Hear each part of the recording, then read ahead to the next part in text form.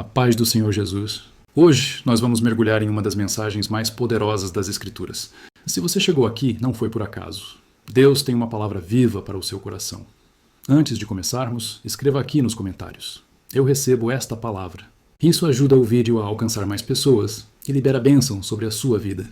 Agora, abra seu coração, porque o Espírito Santo vai falar profundamente com você através desta mensagem. Convido a todos para abrir a palavra de Deus em Romanos, capítulo 1, versos 26 e 27. Por causa disso, os entregou Deus a paixões infames, porque até as mulheres mudaram o modo natural de suas relações íntimas por outro, contrário à natureza. Semelhantemente, os homens também, deixando o contato natural da mulher, se inflamaram mutuamente em sua sensualidade, cometendo torpeza, homens com homens, e recebendo em si mesmos a merecida punição do seu erro. Até aqui, a leitura da palavra de Deus. Vamos orar. Nosso Deus, pedimos a tua orientação para a compreensão da tua palavra.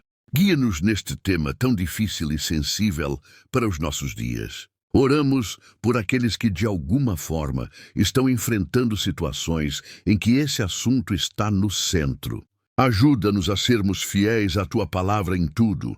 Em nome de Jesus, amém. Os 2 versículos que lemos fazem parte do argumento do apóstolo Paulo no capítulo 1, onde ele explica por que quer pregar o evangelho na Espanha. A razão é que todo o mundo pagão está condenado diante de Deus. Não há inocentes, nem mesmo aqueles que nunca ouviram o Evangelho ou a lei de Moisés, because Deus se revelou a essas pessoas primeiro pela consciência e depois pela criação. Tanto pela consciência quanto pela criação, deveríamos saber que há um Deus santo, justo, reto, distinto da natureza, a quem devemos dar glória e render graças. Entretanto, a humanidade desprezou esse conhecimento de Deus, sufocou a semente do conhecimento que está no coração e voltou-se para os ídolos, criando deuses à sua própria imagem e semelhança. Como castigo por essa rejeição, Deus entregou a humanidade aos seus próprios desejos e paixões. Tiradas as travas e os freios, a humanidade se precipitou ainda mais na imoralidade, na violência e na perversão de seus caminhos. Aqui, Paulo aponta uma dessas consequências do abandono de Deus. Quando Deus abandona a humanidade às suas paixões, uma das evidências é justamente a inversão da ordem natural na área da sexualidade. Paulo diz que, sem a graça de Deus para controlar o coração humano, os homens perverteram a ordem natural das coisas, desonrando o próprio corpo. Ele aponta o lesbianismo e o homossexualismo masculino como evidências concretas dessa entrega de Deus. Nos versos 26 e 27, essas práticas são apresentadas como expressão do juízo de Deus sobre a cultura dos dias de Paulo. Quando fazemos a transposição para o nosso tempo, também vemos esses mesmos sinais indicando a ira de Deus sobre a nossa própria cultura e sociedade. Portanto, o tema desta mensagem, com base nos versos 26 e 27, é este: quando Deus entrega os homens às suas paixões infames. Paulo diz no verso 26 que as mulheres mudaram o modo natural de suas relações íntimas por outro, contrário à natureza, o que descreve o lesbianismo. E no verso 27, ele afirma que os homens fizeram o mesmo, deixando o contato natural com a mulher e se inflamando mutuamente em sua sensualidade, homens com homens, cometendo torpeza e recebendo em si mesmos a merecida punição do seu erro. Estamos diante de um dos assuntos mais sensíveis e polêmicos dos nossos dias, a questão da homossexualidade. Por homossexualidade, podemos entender não apenas a atração e o sentimento entre pessoas do mesmo sexo, mas também as relações sexuais entre elas. Por que esse assunto tem ganhado tanta visibilidade e força na nossa época? Em primeiro lugar, porque o chamado movimento gay se organizou de forma intensa nas últimas décadas e assumiu uma militância que antes não existia. Ao longo da história, Sempre houve pessoas que se sentiram atraídas por outras do mesmo sexo e que mantiveram relações assim. Há relatos disso em culturas antigas, mas o que é relativamente recente no mundo ocidental é a organização de um movimento que busca não apenas que esse tipo de relação seja tolerado, mas que seja visto como normal, aceitável e até desejável. Esse movimento tem ganhado cada vez mais a adesão de políticos, artistas, formadores de opinião, professores e intelectuais e tem influenciado a mídia, a política, a cultura e a opinião pública. Esse ativismo também entrou nos meios acadêmicos. Muitos estudiosos defendem, por exemplo, a ideologia de gênero, segundo a qual os gêneros seriam construções sociais e não algo enraizado na criação de Deus.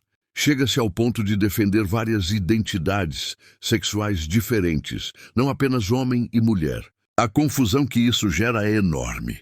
Até aqui, os cristãos poderiam dizer, isso é uma questão entre a pessoa e Deus. Respeitamos as escolhas que cada um faz. E, de fato, nós respeitamos as pessoas, amamos as pessoas, não queremos persegui-las. Mas a questão é que o movimento ativista, como um movimento organizado, tem avançado em ataques cada vez mais ousados contra o cristianismo, a família e os padrões morais que se formaram em culturas influenciadas pela fé cristã.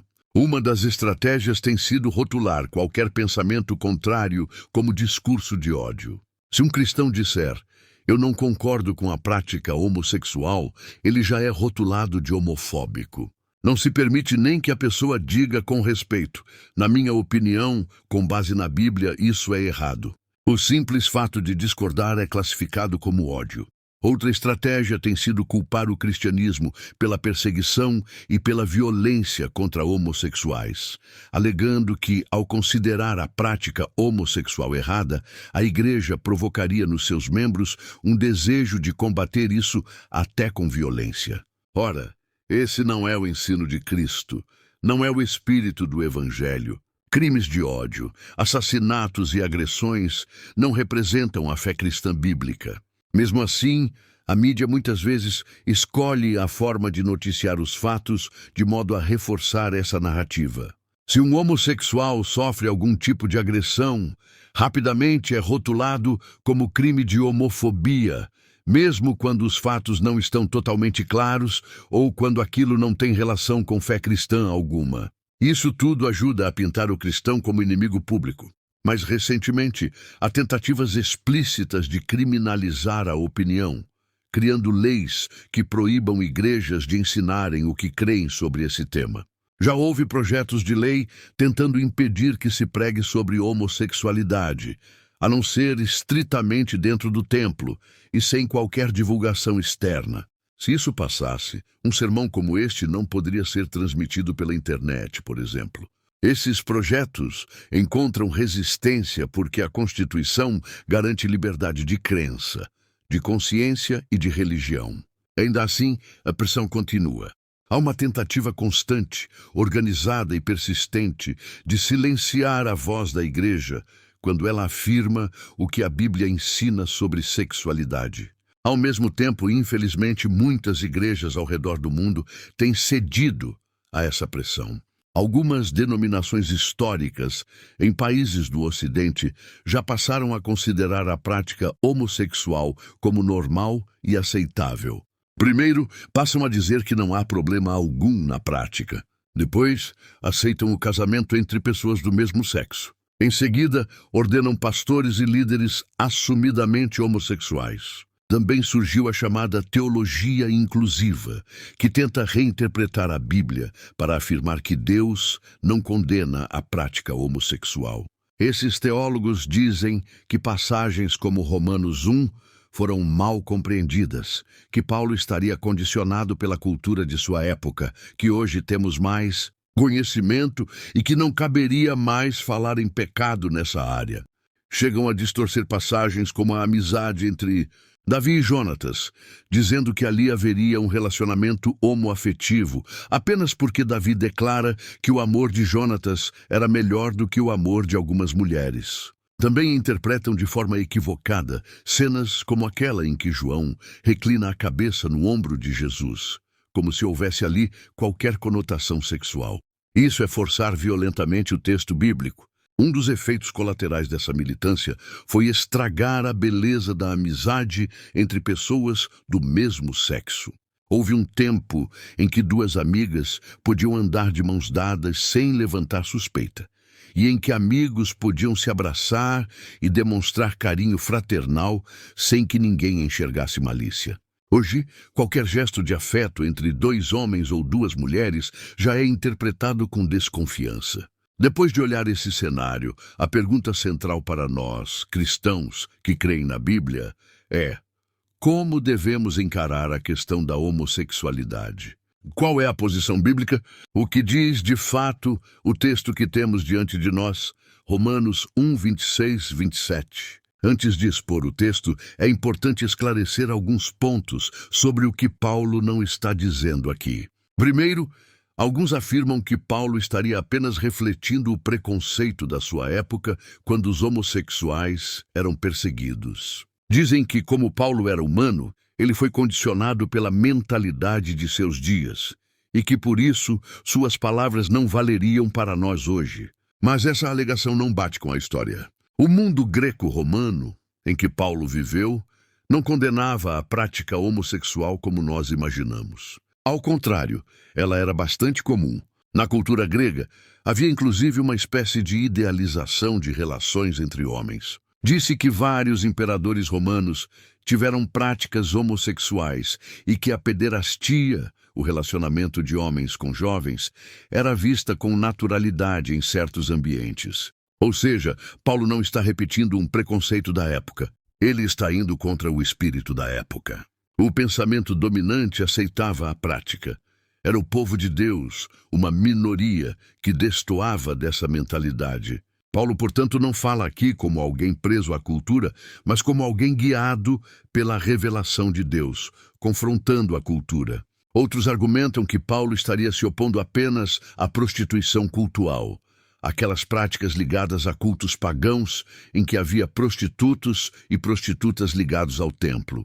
Mas quando olhamos o texto, não encontramos nenhuma indicação de que ele esteja restringindo sua crítica a esse tipo específico de prática.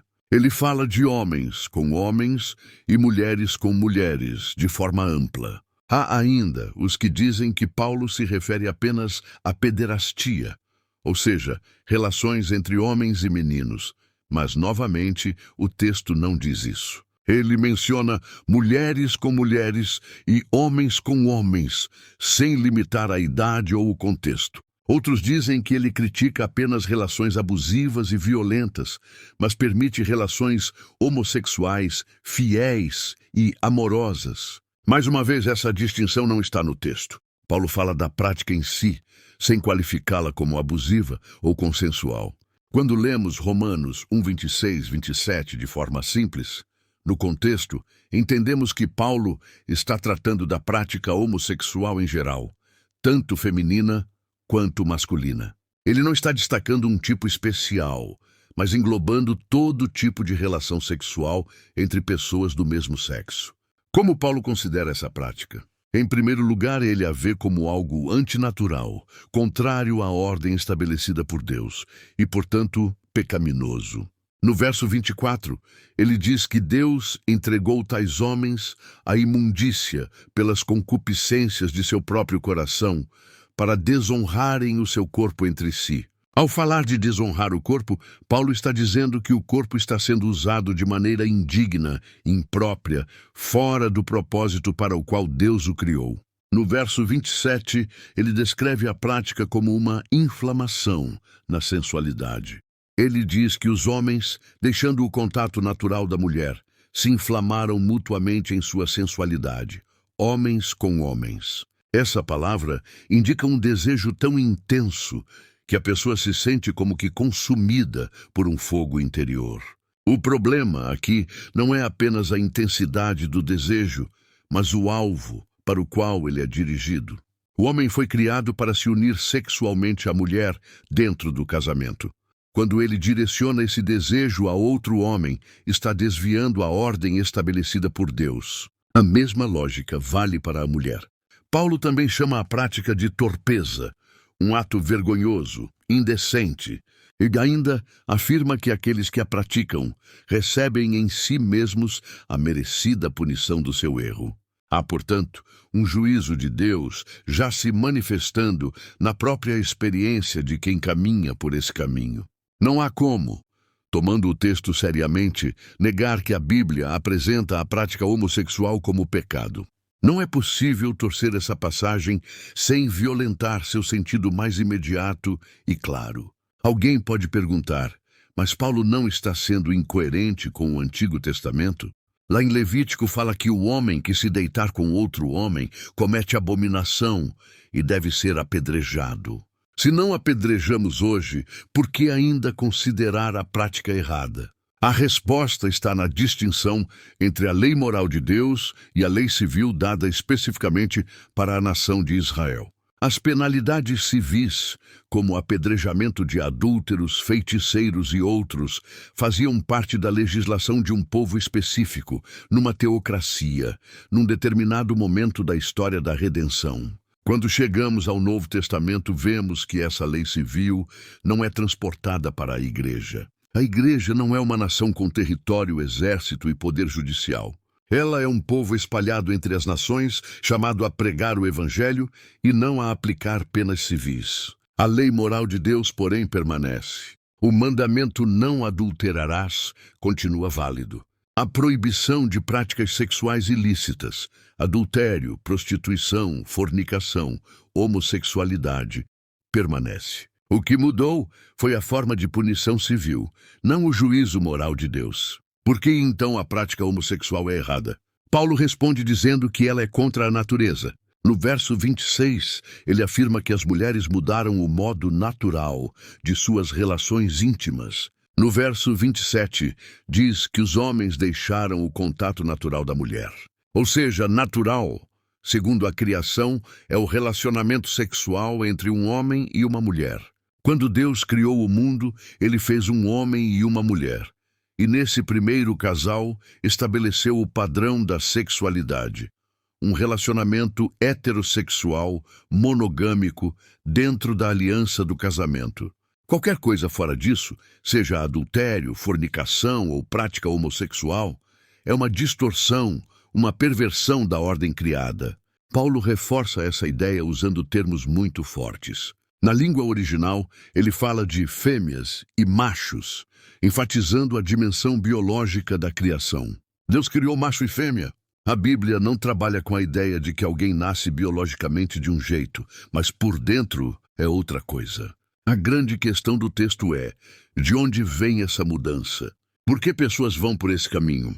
Paulo não pretende fazer aqui uma análise psicológica ou sociológica detalhada. Ele aponta para a raiz espiritual, o coração humano. No verso 26, ele fala de paixões infames. No verso 24, da concupiscência do coração. Essas coisas brotam de um coração já corrompido pelo pecado. Quando Deus, em juízo, entrega o homem aos próprios desejos, essas paixões que estavam no coração passam a se expressar no corpo de forma desenfreada. A homossexualidade, assim, é vista aqui como resultado da corrupção do coração humano, agravada pela retirada dos freios da graça comum de Deus. Sabemos, no entanto, que existem fatores externos que podem influenciar o processo. Educação dos pais, ambiente familiar, abusos sofridos, exposição à cultura e à mídia, ideologias ensinadas nas escolas, modelos distorcidos de masculinidade e feminilidade, lares desestruturados, ausência de um pai presente, confusão de papéis dentro de casa. Em alguns casos, pessoas apontam, inclusive, abusos na infância como um marco importante em sua história. Tudo isso é real e não pode ser ignorado. Mas, biblicamente, nada disso anula a responsabilidade humana diante de Deus. No fim, o problema fundamental é espiritual, o coração afastado do Criador. Diante disso, o que o texto nos ensina em termos práticos? Primeiro, que sexo e gênero são definidos biologicamente. Deus criou macho e fêmea. O papel da família e da sociedade é ajudar cada criança a amadurecer dentro da identidade que Deus já lhe deu ao nascer. Segundo, que a prática homossexual não é apresentada na Bíblia como algo neutro, mas como pecado, como desvio da ordem criada por Deus. Terceiro, que a ampla aceitação e promoção da prática, em escala cultural, é vista por Paulo como evidência do juízo de Deus sobre uma geração que rejeitou o conhecimento de Deus. Quarto, e muito importante, há perdão e libertação no Evangelho. Em 1 Coríntios 6, Paulo diz: não sabeis que os injustos não herdarão o reino de Deus? Não vos enganeis, nem impuros, nem idólatras, nem adúlteros, nem efeminados, nem sodomitas, nem ladrões, nem avarentos, nem bêbados, nem maldizentes, nem roubadores herdarão o reino de Deus. Tais fostes alguns de vós, mas vós vos lavastes, mas fostes santificados, mas fostes justificados, em nome do Senhor Jesus Cristo e no Espírito do nosso Deus. Ou seja, Paulo conhecia pessoas que viveram nessa prática, mas foram lavadas, santificadas e transformadas pelo poder de Cristo. A mensagem da Bíblia não é: você está condenado para sempre e não há saída. A mensagem é: a perdão, a restauração, a nova vida em Jesus. Isso nos leva a algumas aplicações pastorais. Primeiro, a homossexualidade não é apresentada na Bíblia como o pior de todos os pecados, nem como um pecado sem perdão. Sempre que a Escritura trata desse tema, ela o coloca numa lista junto com outros pecados sérios: adultério, prostituição, idolatria, embriaguez, avareza e assim por diante. É errado a igreja tratar a prática homossexual como se fosse o auge da depravação e, ao mesmo tempo, fechar os olhos para outros pecados sexuais. O homem que trai a esposa, a moça que se deita com o namorado, o jovem viciado em pornografia, todos precisam ser igualmente chamados ao arrependimento. Segundo, homofobia, violência e ódio contra pessoas homossexuais não combinam com o Evangelho. Rejeitamos qualquer agressão física ou verbal praticada simplesmente porque alguém se identifica como homossexual. Não é assim que a Bíblia nos manda lidar com o pecador. O chamado bíblico é a verdade em amor, a firmeza doutrinária com misericórdia e mansidão. Terceiro, uma palavra aos cristãos que lutam com tentações nessa área. É mais comum do que se imagina haver dentro da igreja pessoas que creem em Cristo, desejam agradar a Deus, mas que sentem atração por pessoas do mesmo sexo. Elas sofrem, lutam, choram, muitas vezes em silêncio. Você precisa entender a diferença entre tentação e pecado consumado. Ser tentado não é pecado. Pecado é ceder, alimentar a fantasia, cultivar o desejo, planejar e praticar aquilo que Deus proibiu. Todos nós somos tentados em diferentes áreas. Alguns na área da homossexualidade, outros na cobiça heterossexual, outros na avareza, no orgulho, na mentira. A tentação pode bater à porta do seu coração, mas, em Cristo, você não é obrigado a abrir essa porta. Não podemos impedir que o passarinho pouse na cabeça, mas podemos impedir que ele faça ninho. Pensamentos surgem, desejos aparecem, mas pela graça de Deus, podemos dizer não, rejeitar, fugir do pecado, buscar ajuda, orar e vigiar. Se você é um crente em Jesus e luta com tentação nessa área, não se desespere. Essa luta não significa que Deus te abandonou, nem que você está automaticamente condenado. Significa que você está numa batalha espiritual, como todos nós, e que precisa se apegar ao Senhor, buscar a palavra, a oração, a comunhão, o aconselhamento e, se necessário, ajuda pastoral ou profissional séria. Quarta aplicação: uma palavra para quem já está envolvido na prática homossexual. A mensagem para você é a mesma que pregamos a qualquer pessoa envolvida em pecado sexual. Arrependa-se, creia em Cristo, busque perdão, restauração e uma nova vida em obediência à vontade de Deus. A graça de Deus é suficiente para perdoar, limpar e transformar. Mas é necessário reconhecer o pecado, confessá-lo e desejar mudança. Quinta aplicação, talvez a mais dolorida. Uma palavra aos pais que têm filhos nessa situação. Muitos pais sofrem intensamente quando um filho se assume como homossexual ou manifesta fortes tendências nessa direção. Cada caso é único, mas quero compartilhar um princípio geral. Na minha juventude, não nesse pecado específico, mas em outros, dei muito trabalho à minha família. Fui rebelde, cometi coisas das quais hoje tenho vergonha. Mas eu tinha uma mãe que orava por mim e um pai que, embora discordasse totalmente das minhas atitudes, nunca fechou a porta da casa para mim. Eu sabia que eles não aprovavam meu caminho, isso era claro. Mas também sabia que eles me amavam, que oravam por mim e que eu tinha um lar para onde voltar. Quando Deus abriu meu coração e me trouxe ao arrependimento, meus pais me receberam com alegria. Por isso, meu conselho aos pais é: não fechem o coração para o seu filho. Você pode deixar muito claro que não concorda com o caminho que ele escolheu. Você pode explicar com firmeza e amor o que a Bíblia ensina. Mas faça isso sem ódio, sem desprezo, sem expulsá-lo do seu coração. Diga ao seu filho: eu não concordo com isso. Você sabe o que eu creio, mas você continua sendo meu filho. E eu vou amar você, vou orar por você e vou estar aqui por você. Isso não significa concordar com o pecado, nem permitir qualquer comportamento dentro de casa que viole os princípios que você, como cristão, defende.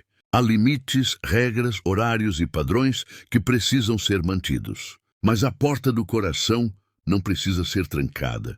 Quem sabe um dia o Espírito Santo use justamente o amor paciente e firme de um pai ou de uma mãe para quebrar o coração daquele filho e trazê-lo de volta.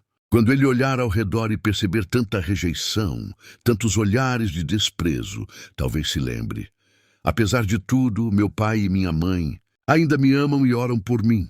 Deus pode usar isso de maneira poderosa. Que o Senhor nos dê graça para lidar com esse tema com fidelidade à verdade e coração cheio de misericórdia. Que Ele nos guarde da arrogância espiritual, lembrando que aquele que pensa estar em pé, veja que não caia. Oremos. Pai querido, pedimos a Tua misericórdia. Perdoa-nos pelas vezes em que não soubemos tratar com amor pessoas que lutam nessa área. Oramos pelos pais que têm filhos nessa situação. Oramos pelos jovens e adultos que enfrentam tentações e confusões na sua identidade. Dá-nos graça para vigiar e orar, para não cair em tentação. Tem misericórdia do nosso país. Preserva, Senhor, a liberdade de consciência, de expressão e de religião, para que possamos continuar anunciando a Tua verdade com amor. Que sejamos uma igreja que é sal da terra e luz do mundo. Graças te damos pela Tua misericórdia. Em nome de Jesus, amém.